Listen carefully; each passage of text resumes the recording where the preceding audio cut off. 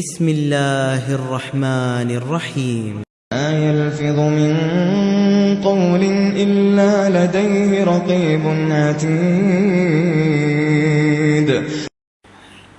إن الحمد لله نحمده ونستعينه ونستغفره ونعوذ بالله من شرور أنفسنا ومن سيئات أعمالنا من يهده الله فلا مضل له ومن يضلله فلا هادي له وأشهد أن لا إله إلا الله وأشهد أن محمدا عبده ورسوله يا أيها الذين آمنوا اتقوا الله حق تقاته ولا تموتن إلا وأنتم مسلمون يا أيها الناس اتقوا ربكم الذي خلقكم من نفس واحدة وخلق منها زوجها وبث منهما رجالا كثيرا ونساء واتقوا الله الذي تساءلون به والأرحام إن الله كان عليكم رقيبا يا أيها الذين آمنوا اتقوا الله وقولوا قولا سديدا يصلح لكم أعمالكم ويغفر لكم ذنوبكم ومن يطع الله ورسوله فقد فاز فوزا عظيما أما بعد فإن خير الحديث كتاب الله وخير الهدي هدي محمد صلى الله عليه وسلم وشر الأمور محدثاتها وكل محدثة بدعة وكل بدعة ضلالة وكل ضلالة في النار. فاعوذ بالله السميع العليم من الشيطان الرجيم. بسم الله الرحمن الرحيم. ما يلفظ من قول إلا لديه رقيب عتيد. وعن ابي امامة الباهلي رضي الله تعالى عنه قال قال عقبة بن عامر رضي الله عنه يا رسول الله من نجا؟ قال املك عليك لسانك وابق وليسعك بيتك وابق على خطيئتك او كما قال عليه الصلاة والسلام. محترم سامعین، نوجوان ساتھیوں، دینی ماں اور بہنوں، میں نے آج اس مجلس میں جس موضوع پر گفتگو کرنے کا ارادہ کیا ہے وہ ہے زبان کی حفاظت. زبان کی حفاظت بے انتہا ضروری ہے. انسان اگر اپنی زبان کی حفاظت نہ کرے تو اس کے بڑے سے بڑے نیک اعمال بھی ضائع اور برباد کر دیے جاتے ہیں. ایک ایسے زمانے میں ہم لوگ زندگی گزار رہے ہیں کہ زبان انسان کی بالکل بے لگام ہو چکی ہے، اور زبان کی حفاظت اور زبان پر قابو رکھنے کا کوئی تصور ہی لوگوں کے دلوں میں کوئی تصور ہی باقی نہیں رہ گیا ہے. اس سلسلے میں میں نے قرآن پاک سورہ قاف کی ایک آیت، ترمذی، مسند احمد بن حنبل، بہقی اور دیگر کتب حدیث کی میں نے ایک حدیث نقل کی ہے. زبان کی حفاظت کس قدر ضروری ہے. گالی گلوچ، فحش کلامی، بدگوئی، بدزبانی، ان لعن طعن کرنے سے اپنی زبان کا بچانا اور زبان کی حفاظت کتنی ضروری ہے اس کو اس طویل حدیث سے اندازہ لگایا جا سکتا ہے جس کو امام احمد بن حنبل اور امام ترمذی بہت سارے محدثین نے نقل کیا ہے. حضرت معاذ ابن جبل رضی اللہ تعالی عنہ کہتے ہیں، پوری حدیث تو نہیں بیان کر سکتے چونکہ پوری حدیث کے لیے طویل وقت چاہیے، مقصد جو ہے وہی ہم آپ اختصار کے ساتھ پیش کرتے ہیں. ایک مرتبہ حضرت معاذ ابن جبل رضی اللہ تعالی عنہ کو انہوں نے نبی علیہ السلام کو تنہا پا کر کے آپ کے پاس گئے اور کہا یا رسول اللہ دلنی علی عملی یدخلنی الجنت ویباعدنی عن النار، یا رسول اللہ آپ مجھے کوئی ایسا عمل بتائیں جو عمل ہمیں جنت میں داخل کر دے، ویباعدنی عن النار اور جہنم سے بچا دے۔ یہ کوئی معمولی سوال نہیں تھا، بہت بڑا سوال تھا۔ یا رسول اللہ اخبرنی بعملی یدخلنی الجنت ویباعدنی عن النار، آپ مجھے آج وہ عمل بتائیں جو جنت میں ہمیں داخل کر دے اور جہنم سے ہمیں دور کر لے، بچا دے۔ آپ نے ارشاد فرمایا یا معاذ لقد سألت عن امر عظیم، اے معاذ تم نے کوئی معمولی سوال نہیں کیا، لقد سألت عن امر عظیم، تم نے بہت بڑا سوال کیا، بہت مشکل سوال کیا، یعنی کوئی معمولی سوال نہیں کیا۔ وہ عمل بتائیں جس سے ہم جنت کے میں داخل ہو جائیں اور جہنم سے بچ جائیں، یہ کوئی معمولی چیز ہے؟ جنت کا حاصل کر لینا اور جہنم سے بچ جانا، ذرا جہنم سے بچ جانے کے لیے کتنی چیزوں کا ہونا ضروری ہے، اور جنت میں جہنم میں داخل ایسے دور رہنا کتنا بڑا عمل ہے۔ اگر آپ اس کا اندازہ لگائیں تو قرآن پاک کی ان آیات کو پڑھیں جن میں ایک اللہ تعالیٰ ارشاد فرماتے ہیں قیامت کے دن ایک جہنمی کے سامنے سونا زمین اور آسمان بھر کر کے سونا اور چاندی رکھ دیا جائے اور اس سے پوچھا جائے یہ سونا چاندی کیا کرے گا؟ کہے گا اللہ تعالیٰ کچھ نہیں، یہ ساتوں زمین اور آسمان بھر کر کے سونا اور اتنا ہی اور ڈبل آپ سب لے لیں اور مجھے جہنم سے چھوڑ دیں، جہنم سے آزاد کر دیں۔ اتنا بڑا خزانہ، اتنی بڑی دولت دینے کے باوجود بھی اللہ تعالیٰ فرماتے کیا ہے؟ ہرگز نہیں، ہم نے تجھ سے جہنم سے آزاد کرنے کے لیے تجھ سے اس سے معمولی اور چھوٹی چیز طلب کی تھی۔ اب آپ بتائیں اسی جہنم سے بچنے کے لیے معاذ بن جبل سوال کر رہے ہیں، وہ عمل بتائے جس سے ہم جہنم سے بچ جائیں، کوئی معمولی سوال ہے؟ اور جنت میں داخل ہو جانا میرے بھائی کتنا بڑا عمل ہے، اس کے لیے کتنی قیمت ہونی چاہیے۔ اللہ اکبر۔ اس کو اس حدیث سے اندازہ لگائیں جس میں آتا ہے کہ نبی علیہ السلام ارشاد فرماتے ہیں حضرت سعد بن معاذ رضی اللہ تعالیٰ عنہ جنگ خندق کے بعد شہید ہو گئے تھے، تو نبی علیہ السلام نے ان کی فضیلت بیان کی تو فرمایا کہ لوگوں تمہارے بھائی سعد بن معاذ کو منہ صاف کرنے کے لیے جنت میں ایک مندیل کس کو کہتے ہیں؟ پرانے زمانے میں دستی کہتے تھے، اور کیا کہتے ہیں؟ ترقی کر کے ٹیشو کہہ دیتے ہیں۔ کام دونوں کی ایک ہی ہے۔ اب کپڑے کی چیز رکھنا وہ توہین ہے اور اس کو رکھنا وہ ذرا سا فیشن ہے، تو آج اس طرح میں سمجھے ٹیشو۔ اللہ اکبر۔ اے لوگوں معاذ بن جبل کو اللہ تعالیٰ نے سعد بن معاذ تمہارے بھائی کو جنت میں ایک دستی جو دیا ہے، دنیا کی ساری دولت دے دینے کے بعد بھی اس دستی کی قیمت ادا نہیں ہو سکتی۔ ایک دستی ہے تو پتہ نہیں اس کے محل اور جا اور نعمتوں کی کتنی قدر و قیمت ہوگی۔ تو اللہ کے رسول صلی اللہ علیہ وسلم نے فرمایا اے معاذ تم نے بات تو پوچھ لی کہ یا رسول اللہ اخبرنی بعملی یدخلنی الجنت ویباعدنی عن النار، یا رسول اللہ آپ ہمیں ایسا عمل آج بتائیں جو جنت میں داخل کر دے اور جہنم سے بچا دے۔ پوچھنے کے لیے تو دو جملے ہیں، لیکن سألت عن امر عظیم، تو نے بہت بڑا سوال کیا ہے اور تم نے بہت مشکل سوال کیا ہے۔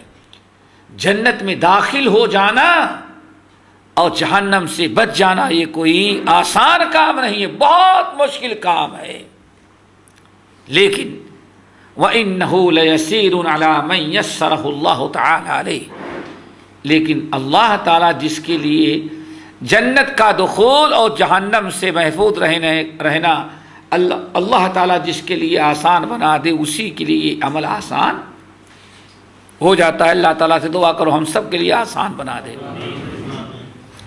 پھر آپ نے بیان فرمایا تعبد اللہ ولا تشرک بہ شیئا وتقیم الصلاۃ وتؤتی الزکاۃ وتصوم رمضان وتحج البیت.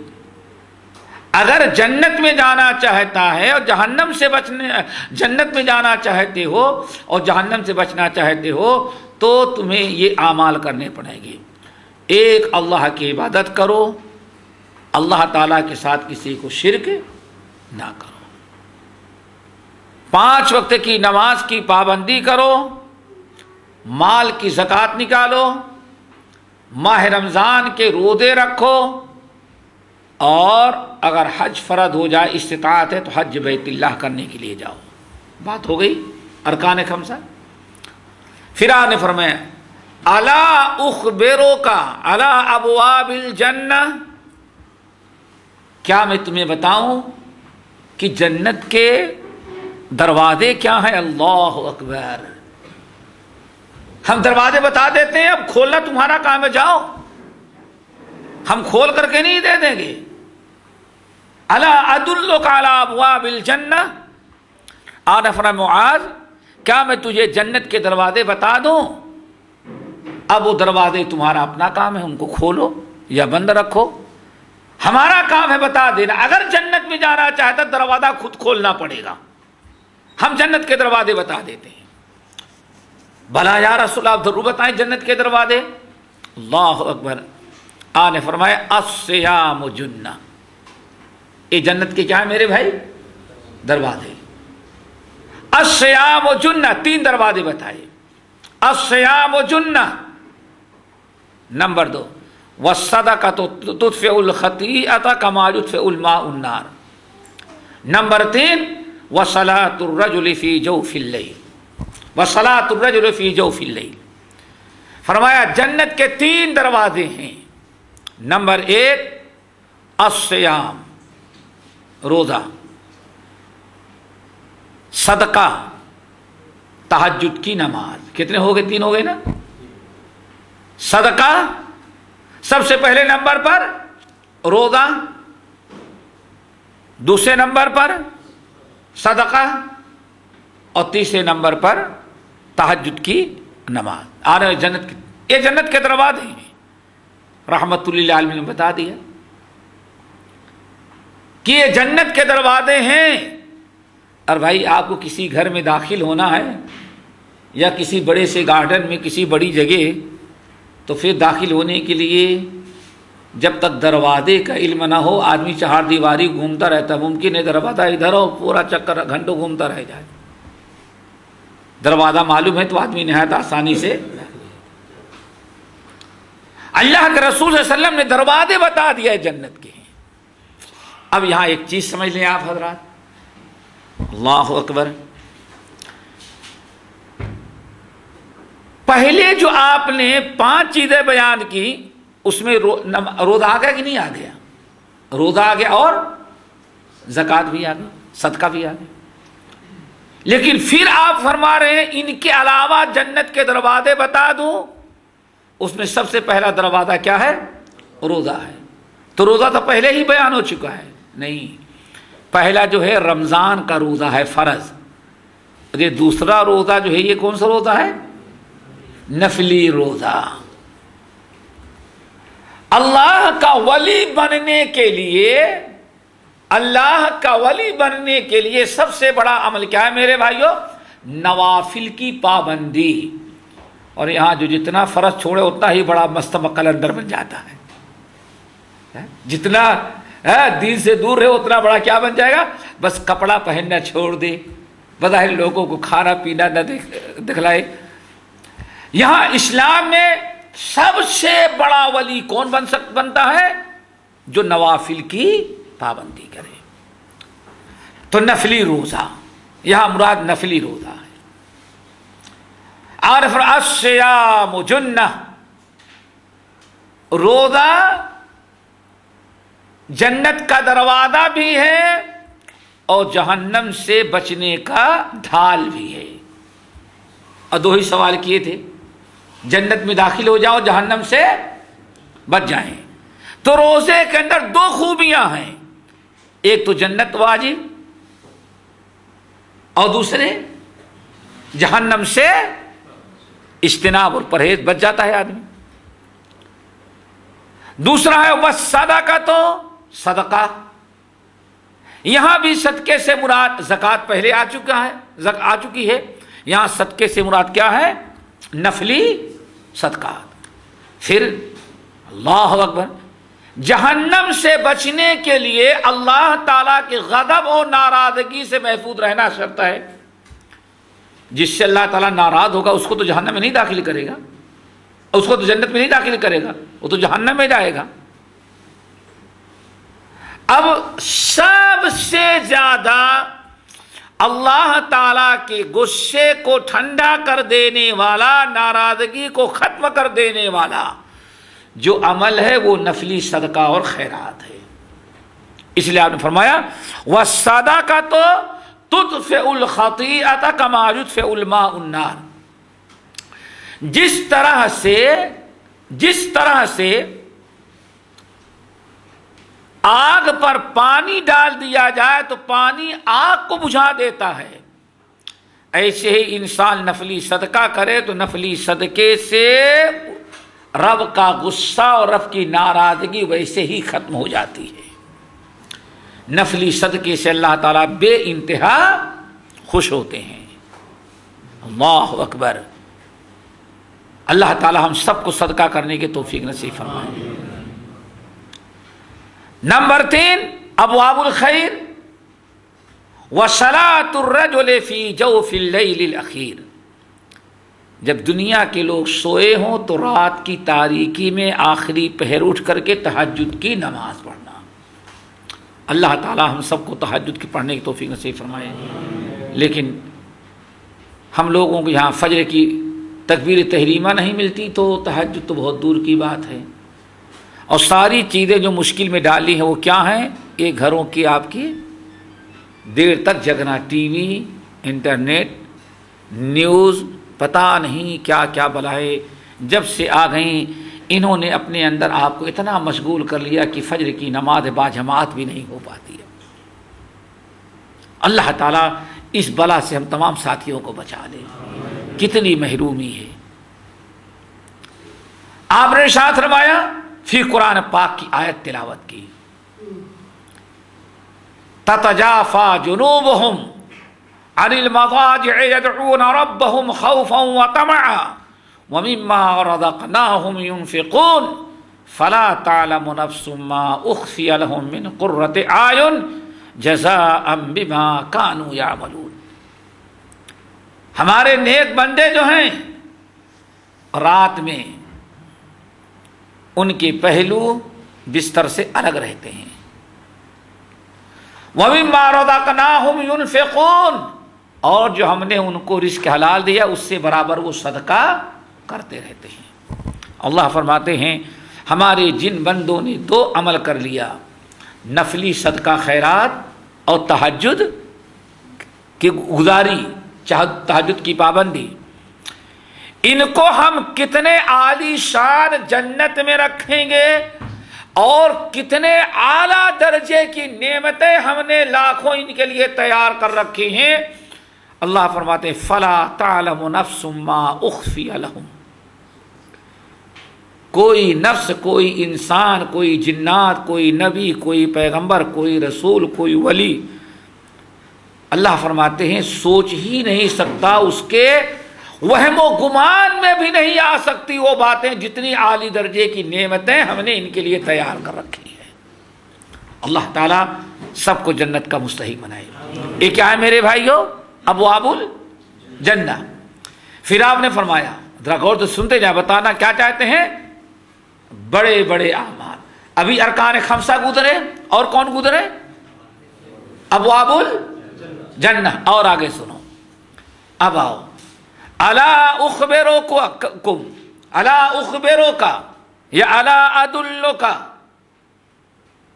الا ادلک برأس الامر وعمودہ وَذِرْوَةَ صَنَامِهِ، یہ بھی کتنے ہیں؟ 3۔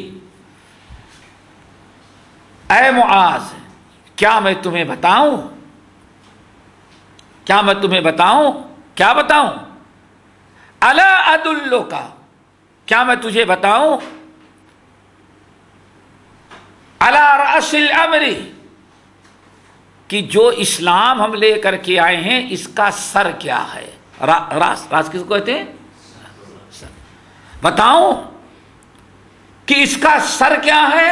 اللہ، سر کا مطلب سمجھتے ہیں سر کاٹ دینے اور غائب ہو جانے کے بعد وجود نہیں رہ جاتا۔ علی رأس، بتاؤں، علی ادلک علی رأس الامر، راس الامر بتاؤں، وعمودہ، اور جو دین ہم لے کر کے آئے ہیں دین، اس کا عمود، اس کا ستون، ستون سمجھتے ہیں نا، پلر کیا کہتے ہیں؟ کھمبا، کھمبے۔ وَذِرْوَةَ صَنَامِهِ، اور اس کی چوٹی، اس کی سر بلندی۔ کتنی چیزیں ہو گئیں؟ 3۔ نمبر 1، جو دین میں لے کر کے آیا ہوں، جس چیز کی دعوت تم کو دے رہا ہوں، جن چیزوں، اس کا سر کیا ہے؟ نمبر 2، اس کا پلر اور کھمبا کیا ہے، کس پر اس دین کی بنیاد ہے؟ نمبر 4 میرے بھائی، اللہ اکبر، نمبر 3، اس کی چوٹی اور سر بلندی۔ میں نے کہا بلا یا رسول اللہ، تو آپ نے فرمایا رأس الامر الاسلام، جو دین ہم لے کر کے آئے ہیں اس کا سر اور گلا اسلام ہے۔ خالص توحید اور رسالت پر ایمان درست ہونا چاہیے۔ اگر توحید ہی میں خلل ہو، اسلام ہی نامکمل ہو، تو سمجھو پھر نجات کی امید نہیں، کامیابی کی امید نہیں، جیسے سوکھے درخت سے پھل کی امید نہیں ہوتی۔ کیوں؟ آپ جو دین اپنا رہے ہیں، دین تو ہے لیکن بلا سر کا ہے۔ سر کیا ہے؟ عقیدہ اسلام۔ وعمودہ، اور جو دین میں لے کے آیا ہوں اس کا کھمبا جو ہے نماز۔ اللہ اکبر۔ اب جو نماز ہی نہیں قائم کرتے تو کھمبا ہی نہیں قائم کرتے تو چھت کہاں کب ڈالیں گے وہ؟ بس ایک ہی چھت رہے گی، کیا معلوم ہے نا، مر جانے کے بعد اگر لائق اولاد ہوگی تو کہے گی بھائی کتنی نمازیں زندگی بھر کی چھوڑی تھی، اتنے کی کتنا کفارہ بنے گا، نکال کر کے دے دو۔ اس کا بھی کچھ فائدہ نہیں۔ کیوں؟ اگر نماز کفارے سے ادا ہو جاتی تو پڑھنے کی ضرورت نہیں، بھائی تو بہت دے دیتے۔ نماز پڑھنا ہے، نماز ستون ہے۔ نمبر 3، وَذِرْوَةُ صَنَامِهِ، اس کی سربلندی الجہاد، جہاد فی سبیل اللہ ہے۔ کتنی چیزیں ہو گئیں؟ پہلے اسلام کے 5 ارکان، پھر جنت کے 3 دروازے، پھر یہ 3 چیزیں آ گئیں، اور یہ تینوں چیزیں کیا ہیں؟ ایک ہے اسلام کا سر، دین کا سر، دوسرا ہے ستون اور کھمبا، اور تیسرا ہے سر بلندی، یعنی اسلام، توحید عقیدہ، اور نماز کی پابندی، اور اللہ تعالیٰ کی راہ میں جہاد۔ کیا خیال ہے، کوئی معمولی عمل ہے؟ یہ کتنے ہو گئے؟ 11 ہو گئے، 11 ہو گئے نا۔ اب ذرا غور کرو، یہ 11 اعمال ہیں کون؟ شہادتین کا اقرار، شرک سے اجتناب اور بچنا، پھر 5 وقتہ نماز کی پابندی، ماہ رمضان کے روزے، مال کی زکوٰۃ، حج بیت اللہ اور عمرہ، جہاد فی سبیل اللہ، نفلی روزے، نفلی صدقات، تہجد گزاری، کتنے نیک بڑے بڑے اعمال ہو گئے۔ کیا خیال ہے؟ اب تو اتنا کر لینے کے بعد جہنم میں جانے کا کوئی چانس رہ جاتا ہے؟ کوئی چانس نہیں. ہمارا اور آپ کا فیصلہ تو یہی ہے. لیکن میں بتانا کیا چاہتا تھا، اب آگے سنیے. اللہ سن نے کیا فرمایا؟ الا اے معاذ، یہ 11 چیزیں تو میں نے بڑی چیزیں، بڑے بڑے اعمال 11 بتا دیے، لیکن الا ادلک بملاک ذلک کلی، تو کیا میں بتاؤں کہ یہ سارے تمہارے 11 قسم کے بڑے بڑے جو اعمال ہیں، یہ تمہیں کب عذاب قبر سے بچائیں گے، جہنم سے کب بچائیں گے، اور جنت میں کب داخل کرائیں گے؟ بتاؤ. ارے اتنے بڑے بڑے اعمال کر لینے پر بھی ابھی ایک شرط باقی رہ گئی ہے. سابقہ حیرت میں معاذ رہے، ارے یا رسول اللہ، ہم تو سن رہے تھے کہ آپ بتا رہے ہیں یہ سارے کیوں جنت میں پہنچ گئے اور جہنم میں داخل ہو گئے، لیکن اب تو آپ فرما رہے ہیں الا ادلک بملاک ذلک کلی، کیا میں بتاؤں کہ یہ ساری چیزیں کب تمہارے کام آئیں گی؟ اتنے سارے اعمال کرنے کے بعد کب تو جہنم سے بچے گا، اور یہ سارے اعمال کب تجھے جنت میں داخل کریں گے؟ بتاؤ. میں نے کہا بلا یا رسول اللہ. معاذ بن جبل کہتے ہیں جیسے میں نے کہا ضرور آپ بتائیں، تو نبی علیہ السلام نے اپنی زبان مبارک نکالے، فرمایا کف علیک لسانک، کف علیک لسانک. اگر یہ سارے 11 اعمال کر کے تو جنت میں جانا چاہتا ہے تو یہ سارے اعمال اس وقت تیرے کام آئیں گے جب تو اپنی زبان کی حفاظت کرے گا. اشارہ کیا ہے میرے بھائیوں؟ اگر زبان کے حفاظت نہ کیا تو یہ سارے اعمال تمہارے کام نہیں آئیں گے. اسی کے ساتھ اگر ہمیں حدیث سنا دوں تو اور میرے خیال سے بڑی اچھی بتانا چاہتے ہیں کہ بڑے سے بڑے اعمال بھی کب برباد ہو جاتے ہیں؟ جب انسان اپنی زبان کی حفاظت نہ کرے. اللہ اکبر. یہ بڑا عجیب مسئلہ ہے. وہ حدیث آپ ذرا سنیں کہ نبی اس میں آیا کہ نبی علیہ السلام کے زمانے میں ایک عورت کے بڑے روزے نماز کا تذکرہ کیا گیا. یا رسول اللہ، فلاں خاتون بہت روزہ رکھتی ہیں، بڑی عبادت گزار ہیں، بڑی نماز پڑھتی ہیں، بڑی اچھی ہیں. جس کو کہتے ہیں تعریف کا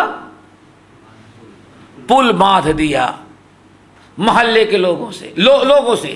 لیکن محلے کا ایک آدمی تھا، اس نے کہا یا رسول اللہ یہ سب سچی ہے، کوئی جھوٹ نہیں بول رہا ہے، جتنا بتاتے ہیں واقعی اتنی عبادت کرتی ہیں، لیکن تؤذی جارتها بلسانها، سب تو کرتی ہے لیکن زبان کی درست نہیں، صحیح نہیں ہے، اپنی زبان سے سارے پڑوسیوں کو تنگ کر دیتی ہے. وہ اللہ رسول فرمایا بس خیر ہی فی النار، جہنم میں جائے گی. اس کی جتنی عبادتیں تم لوگوں نے بتایا کوئی عبادت اسے جہنم کی آگ سے نہیں بچا سکتی. میرے بھائیوں، زبان، غیبت، چغلی، شکوہ شکایت، بد کلامی سے بچانا چاہیے. جب آپ نے فرمایا اے معاذ ان تمام چیزوں کا دار و مدار کس پر ہے؟ زبان کی حفاظت پر ہے. تو معاذ بن جبل بہت پریشان ہو گئے. یا رسول اللہ اِنَّا لَمُؤَاخَذُونَ بِمَا نَتَكَلَّمُ بِهِ، آپ کیا فرما رہے ہیں؟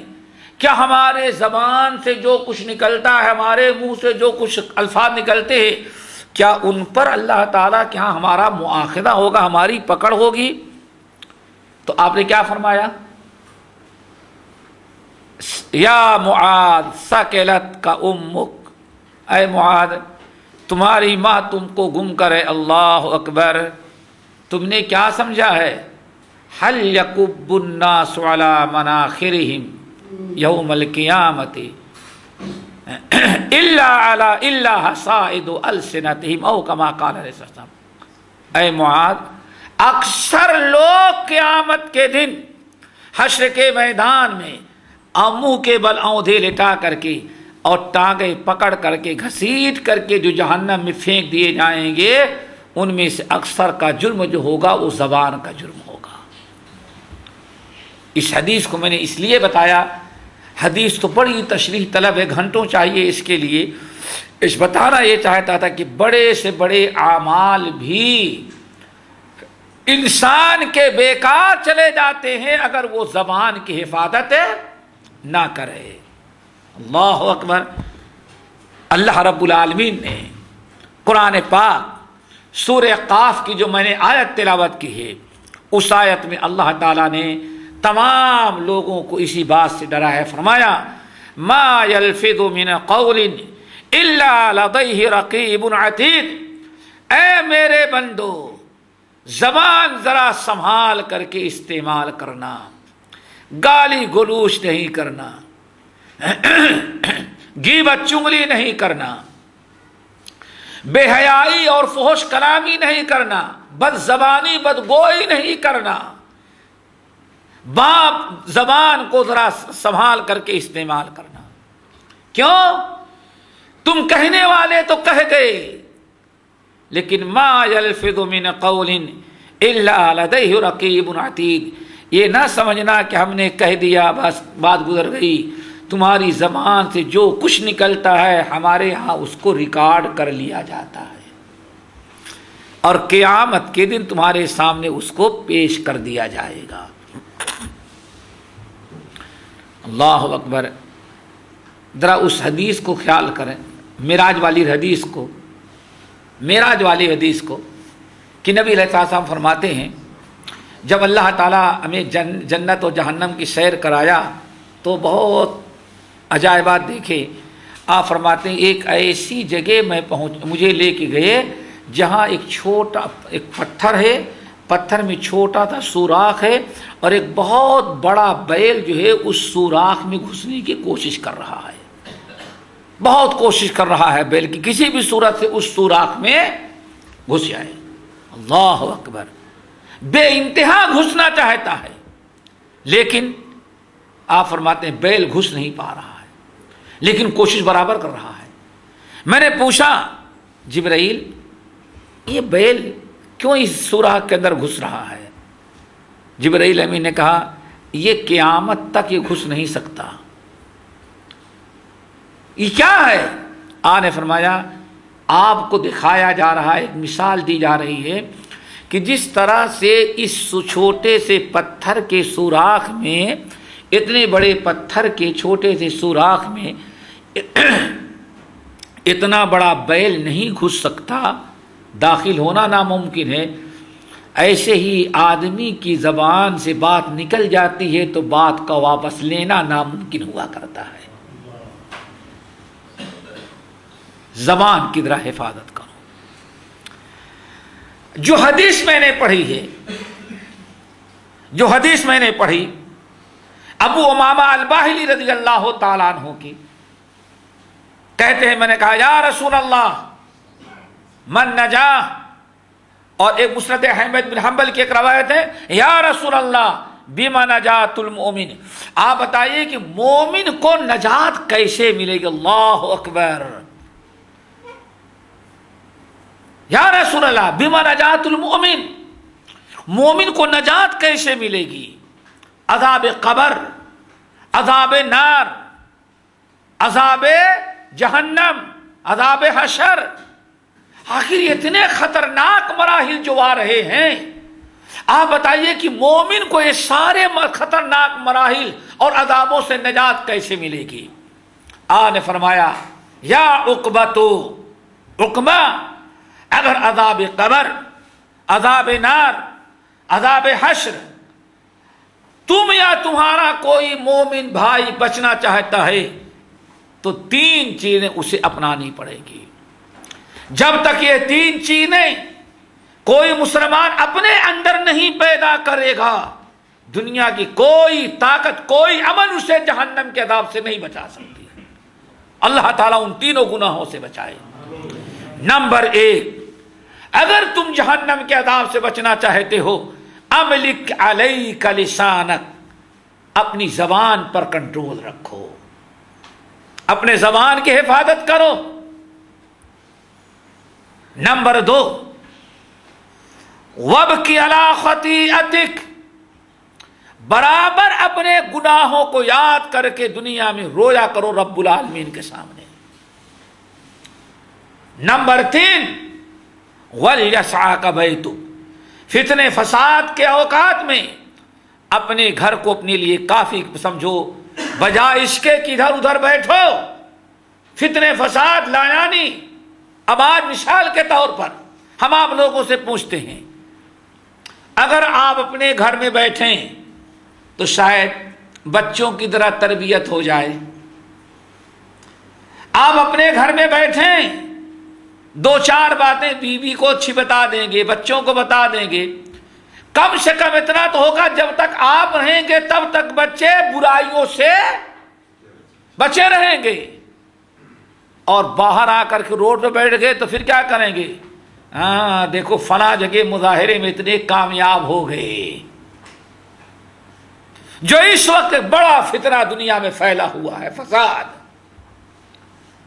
سوائے ان فسادیوں کے اور کوئی گفتگو ہمارے اور آپ کے زبان پر نہیں ہوگی۔ ہم بھی کسی ناحیے سے فتنے میں لپیٹ میں آ جائیں گے۔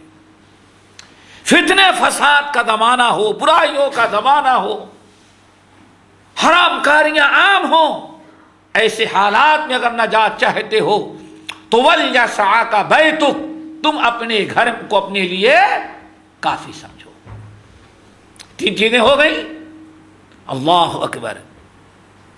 اور آدمی، نبی علیہ السلام نے بڑی فضیلت بیان کی ہے، ان لوگوں کی بڑی فضیلت بیان کی ہے جو اپنے زبان کی بڑی حفاظت کیا کرتے ہیں۔ حضرت ثوبان مولا رسول اللہ صلی اللہ علیہ وسلم روایت کرتے ہیں کہ نبی علیہ السلام نے ارشاد فرمایا، موجم طبرانی صغیر کی روایت بسند صحیح، اللہ اکبر، طوبا، آپ نے بڑی فضیلت بیان کی ہے، طوبا طوبا طوبا ہو کن کے لیے؟ لمن ملک لسانہ ووسعہ بیتہ وبکى علی خطیئتہ او کما قال علیہ السلام۔ طوبا، طوبا کا لفظ ہے، طوبا کے دو معنی آتے ہیں، کئی معنی آتے ہیں۔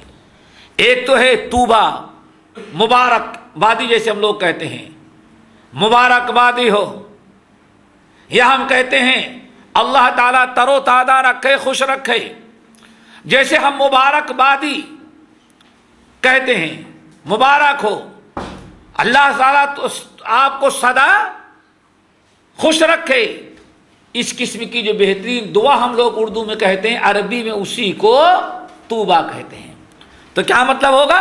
طوبا، نبی علیہ السلام دعا دے رہے ہیں، میرے اس امتی کو، میرے ان امتیوں کو اللہ تعالیٰ سدا خوش رکھے، ہمیشہ ہرا بھرا رکھے، اللہ تعالیٰ ہمیشہ انہیں تر و تازہ رکھے، دنیا اور آخرت کی بھلائیوں سے نوازتا رہے۔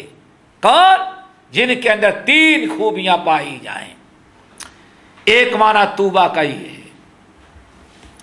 دوسرا معنی طوبا کا کیا ہے؟ طوبا ہے جنت کا نام ہے۔ کیا؟ جنت کا ایک نام کیا ہے؟ طوبا، بعض روایتوں کے اندر آیا۔ اس لیے اب ترجمہ کیا ہوگا؟ میرے ان امتیوں کو اللہ تعالی جنت دے، یا ہمارے وہ امتی جنت میں مستحق ہو گئے، جنت کے مستحق ہو گئے جن کے اندر تین خوبیاں پائی جاتی ہیں۔ اور ایک تیسرا معنی اور بیان کیا جاتا ہے کہ طوبا جنت کے اندر ایک درخت ہے، طوبا جنت کے اندر ایک درخت ہے، اور اس درخت کا مقام و مرتبہ یہ ہوگا ہے کہ ہے تو ایک درخت جنت کے سینٹر میں، لیکن اس کی شاخیں تمام جنتیوں کے جنت میں پہنچتی رہیں گی۔ آپ نے ساتھ فرمایا، جب بھی کوئی جنتی کپڑا بدلنا چاہے گا اور کہیں جانے کے لیے تیار ہونا چاہے گا تو طوبا درخت کی ایک شاخ اس کے سامنے آئے گی، اس میں بہترین قسم کے نئے کپڑے، جیسے کپڑوں کو نہ کبھی کسی نے پہنا ہوگا، نہ کبھی کسی نے دیکھا ہوگا، نہ کسی نے سنا ہوگا، اسی میں لٹکے ہوئے آئیں گے جنتی، پرانے کپڑے کو اتار کر کے وہ نئے کپڑے پہن کر کے پھر جائے گا، اور جب جانے کے لیے تیار ہوگا تو بہترین قسم کی سواری فرشتہ لے کر کے جنت کے باہر کھڑا ہوگا۔ اس درخت کو طوبیٰ کہا جاتا ہے۔ اسی لیے بہت ساری احادیث ہیں جن میں ایک یہ ہے کہ ایک مرتبہ نبی علیہ السلام بیٹھے ہوئے تھے اور ایک بدو آیا، اس نے آنے کے بعد آپ کے ساتھیوں پر نگاہ ڈالی، ابو بکر عمر بھی ہیں، ایک دائیں جانب دوسرا بائیں جانب، بڑے بڑے اجلے صحابہ ہیں۔ اس نے کہا طوبیٰ یا رسول اللہ، طوبیٰ لمن رآک وآمن بک، یا رسول اللہ صلی اللہ علیہ وسلم، وہ انسان بڑا خوش نصیب ہے جس نے آپ کو اپنی آنکھوں سے جو اپنی آنکھوں سے دیکھا اور دیکھ رہا ہے اور آپ پر ایمان لایا۔ اشارہ کیا تھا؟ ساتھ بیٹھنے والوں پر کے بارے میں ان کی طرف اشارہ تھا۔ آپ نے فرمایا طوبیٰ ثم طوبیٰ ثم طوبیٰ لمن آمن بی ولم یرنی۔ فرمایا اے بدو تم نے بالکل درست کہا، طوبیٰ لمن آمن بی ورآنی، طوبیٰ ہے اس کے لیے جس نے مجھ کو دیکھا اور مجھ پر ایمان لایا۔ لیکن پھر آپ نے فرمایا طوبیٰ طوبیٰ ثم طوبیٰ ثم طوبیٰ لمن آمن بی ولم یرنی۔ طوبیٰ ہو، پھر طوبیٰ ہو، پھر تیسری مرتبہ طوبیٰ ہو ان ہمارے امتیوں کے لیے جو ہم پر ایمان لائیں گے لیکن انہوں نے ہم کو دیکھا نہیں۔ پھر آپ نے فرمایا میاں معلوم ہے طوبیٰ کس کو کہتے ہیں؟ کہا نہیں۔ تو آپ نے فرمایا طوبیٰ شجرۃ فی الجنہ، طوبیٰ جنت میں ایک درخت کا نام ہے۔ تو بہرحال آپ فرماتے ہیں طوبیٰ طوبیٰ ہو اس شخص کے لیے جو اپنے اندر 3 نیکیاں پیدا کر لے۔ نمبر 1 لمن ملک لسانہ، پہلا عمل کیا ہے؟ جو انسان اپنے زبان کی حفاظت کر لے۔ کس سے؟ گالی سے، گلوچ سے، چغل خوری سے، لان تان سے اور بد زبانی سے۔ کس سے میرے بھائیو؟ کیوں؟ بہت سارے بڑا طبقہ ایسا ہے گالی کو برا سمجھتے ہیں لیکن بد زبانی کو برا۔ بد زبانی کیا؟ اپنی بیوی کے ساتھ، اپنے نوکر کے ساتھ، اپنے خادم کے ساتھ، اپنے دوست احباب کے ساتھ بد زبانی کرتا ہے، گالی نہیں دیتا لیکن بد زبانی کرتا ہے، بے حیائی کی باتیں کہہ رہا تھا۔ ہاں اللہ اکبر۔ سوال یہ ہے یہ بھی زبان کی حفاظت کے خلاف، یہ بھی بری چیز ہے۔ کیوں؟ اللہ اکبر۔ ذرا صحیح مسلم کی اس حدیث پر نگاہ ڈالو جس کے اندر اللہ تعالی ارشاد فرماتے ہیں ان الرجل لا يتكلم بالکلمہ، ایک میرا امتی مسلمان اپنی زبان سے عمل کرتے کرتے وہ بالکل جنت کے قریب پہنچ چکا رہتا ہے، لیکن جنت کے قریب پہنچ جانے کے بعد بھی اپنی زبان سے کوئی ایسا کلمہ ادا کر دیتا ہے، ایسی بات کہہ دیتا ہے اور اس کو احساس بھی نہیں ہوتا کہ میں نے کتنی بری بات کہہ دی، اسے احساس تک نہیں، اس کو بالکل وہ معمولی سمجھتا ہے۔ آپ نے فرمایا لیکن وہ بات اللہ تعالیٰ کے نزدیک اتنی بدترین ہوتی ہے کہ جنت کے جو قریب پہنچا تھا اسی اپنی ایک بات کی بنا پر وہاں سے واپس لوٹا کر کے ایسے جہنم کے گڈھے میں ڈال دیا جاتا ہے کہ اس پر سے چھوڑا جائے تو 70,000 سال اس کو تہخانے میں پہنچنے ہوئے لگیں گے۔ 70 سال تو کتنے؟ 70 سال کہاں تک پہنچیں گے؟ کتنا 70 سال کا عرصہ لگ جائے گا کھڈے میں اس کو پہنچنے کے لیے۔ اللہ اکبر۔ ایک بات انسان کو احساس نہیں، اس سے اندازہ لگائیں کہ ہاں ہم ممکن ہے کہ غیروں کو تو نہ کہیں، اپنوں میں بیٹھے بیٹھے جو بد کلامی کر رہے ہیں، اللہ اکبر، یہ زبان سے بد کلامی ہو کیوں میرے بھائی؟ آپ نماز پڑھتے تو کہتے سبحان اللہ الحمدللہ، اور اسی سے گھر سے مسجد سے آنے کے بعد اپنے نوکروں کو ماں بہن ارے ترے اور کیا بولتے ہیں بھائی آپ لوگ، بہت سارے فوش کلامی ہے نا، آپ نے استعمال کیا، ذرا سوچو وہ زبان کیسی جس سے آپ نے عشاء کی نماز میں اتنے رکوع سجدے، ظہر کی نماز میں اتنے مرتبہ رکوع سجدوں کے اندر سبحان اللہ الحمدللہ پڑھے، یا کم سے کم سب چھوڑ دو، سلام پھیرنے کے بعد 100 مرتبہ تو پڑھتے ہی نہیں پڑھتے۔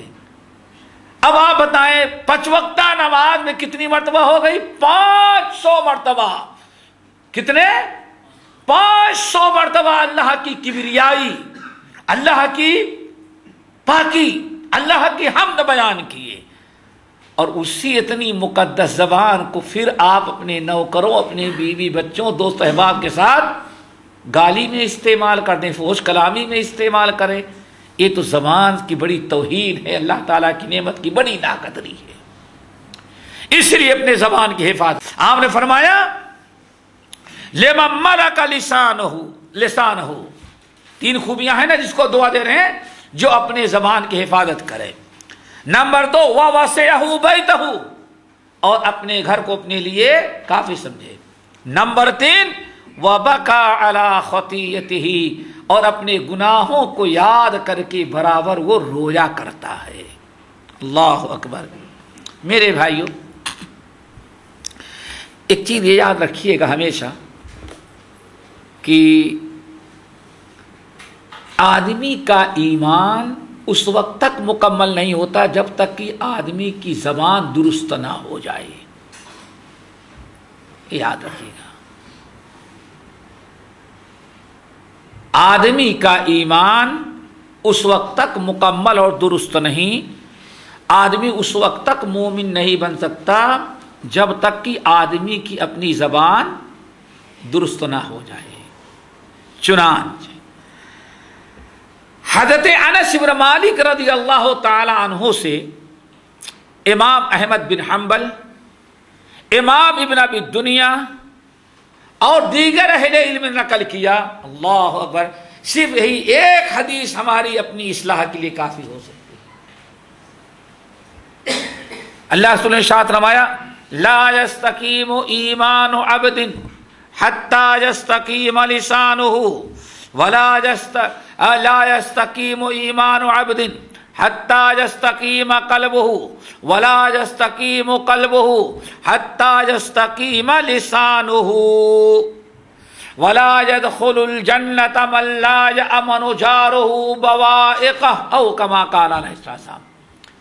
اے لوگوں یاد رکھنا، لا يستقیم ایمان عبد حتی یستقیم قلبہ، آدمی کا ایمان اس وقت تک صحیح اور درست نہیں ہو سکتا جب تک کہ آدمی کا دل درست نہ ہو جائے۔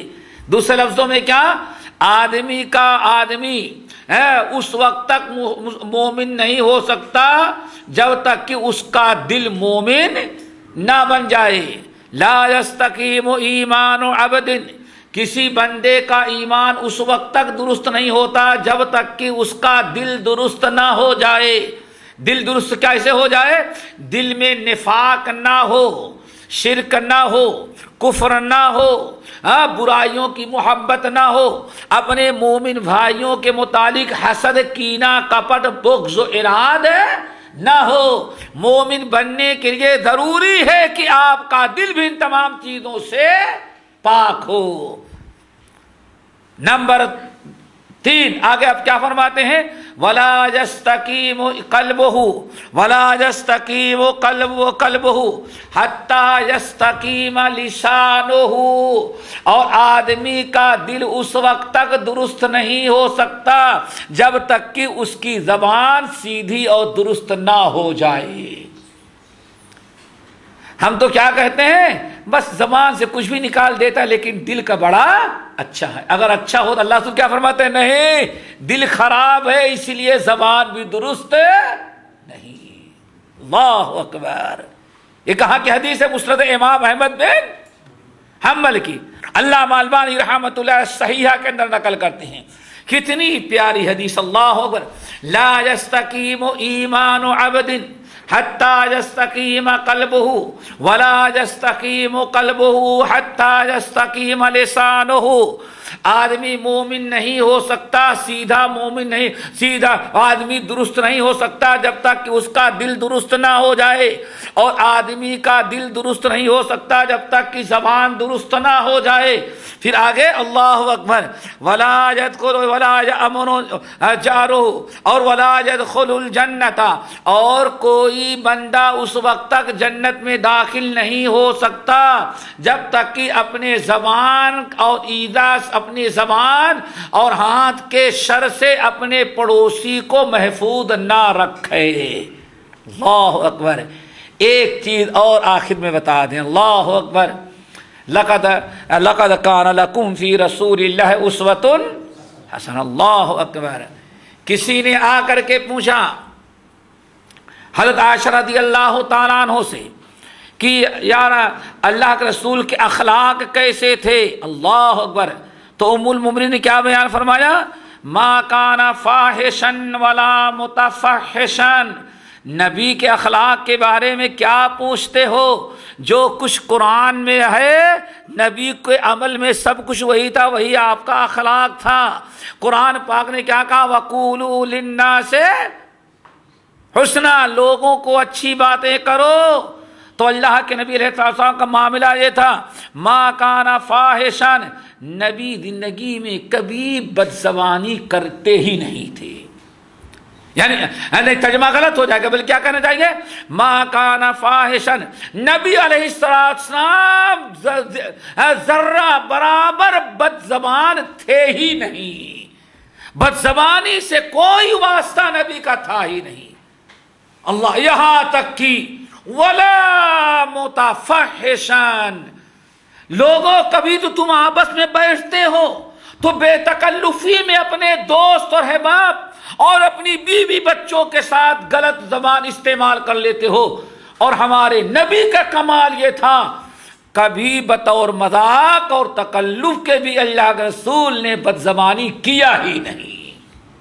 اللہ اکبر. پھر آپ نے ارشاد فرمایا، وہ بھی سن لو. آپ نے ارشاد فرمایا ما کانت الفحش فی شیء. اللہ اکبر. یہ آخری حدیث یاد کر لو. میں سمجھتا ہوں یہ بھی ہماری عبرت اور نصیحت کے لیے کافی ہے. اللہ اکبر. کیا فرماتے ہیں حضرت انس بن مالک رضی اللہ تعالیٰ عنہ کی روایت، امام بخاری الادب المفرد میں، امام ترمذی، امام ابن ماجہ، امام احمد بن حنبل اور امام ابن حبان، یہ سارے محدثین نقل کرتے ہیں. انس بن مالک رضی اللہ تعالیٰ عنہ نے کہا کہ ما کان الفحش فی شیء الا شأنہ.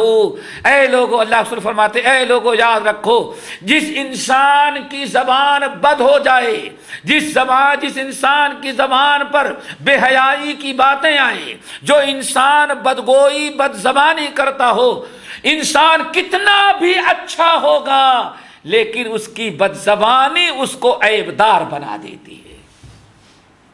چنانچہ ہمارے بھائی بیٹھے، میں سمجھتا ہوں ہماری مجلس میں واللہ سب سے بڑے بزرگ ہوں گے یہ ماشاءاللہ.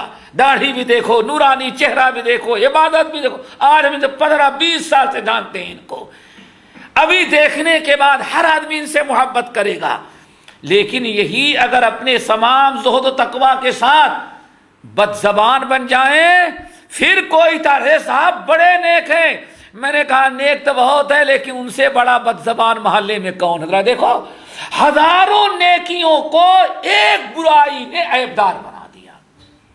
ہزاروں خوبیاں ان کے اندر ہیں، تہجد گزار ہیں، داڑھی میں کینچی نہیں لگائی آج تک، ایک مال کاٹا نہیں، روزہ رکھتے ہیں، ساری چیزیں ہیں. لیکن کیا کہیں گے؟ ارے بھائی سب کچھ اچھا ہے لیکن زبان کتنی درست ہے، ذرا دیکھا کبھی کتنا بد زبان ہے؟ بیٹھ کر کے دیکھو، بات کر کے دیکھو. اللہ اکبر. انسان کے اندر ہزاروں خوبیاں ہیں لیکن بد زبانی جو ہے انسان کو اس کے ساری نیکیوں پر پانی پھر دیتی ہے. اور تجربہ کرو، ایک انسان 1000 کوتاہیاں اس کے اندر ہوں، لیکن ذرا زبان کا درست ہو تو کیا کہتے ہیں بھائی اعمال تو کیسے بھی ہوں ہم بھی جانتے ہیں کہ انسان ہے اللہ اکبر، لیکن بھائی دیکھو زبان بڑی اس کی بیچارے کی سیدھی ہے، یعنی اس کے اندر اس کی زبان سیدھی ہے تو 1000 برائیوں کے باوجود بھی آدمی کہتا ہے بھائی ان آدم کی اولاد سے تو غلطی ہوتی ہے، لیکن زبان ذرا دیکھو اخلاق و زبان کتنا اچھا ہے. آپ نے فرمایا یاد رکھو ما کان الفحش فی شیء الا شأنہ، جس انسان کی زبان بد ہو جائے، بدگوئی بد زبانی کرنے لگے، بے حیائی کی باتیں آنے لگے، بے شرمی کی باتیں جس کے زبان پر جاری ہو جائیں، اللہ رسول فرماتے ہیں یہ بد زبانی اس کے ساری خوبیوں کے باوجود اس کو عیب دار بنا دیتی ہے. اور 1000 عیب دار اگر ہے انسان کے اندر اگر با حیا با اخلاق ہے تو اللہ رسول ارشاد فرماتے ہیں اس کے مقام کو بڑھا دیتی ہے. تو ہم تمام بھائیوں کو ہر قسم کی بدگوئی بد زبانی غیبت چغلی شکوہ شکایت گالی گلوچ ہر قسم سے اپنی زبان کو بچائے. آپ حضرات جانتے ہیں میں نے شروع میں بتایا کہ زبان سارے نیکیوں کے قبولیت اور عدم قبولیت کا دار و مدار اللہ نے کس پر رکھا ہے؟ زبان پر. اللہ تعالیٰ عمل کی توفیق نصیب فرمائے. اقول قولی ھذا واستغفر اللہ من کل ذنب واتوب الیہ.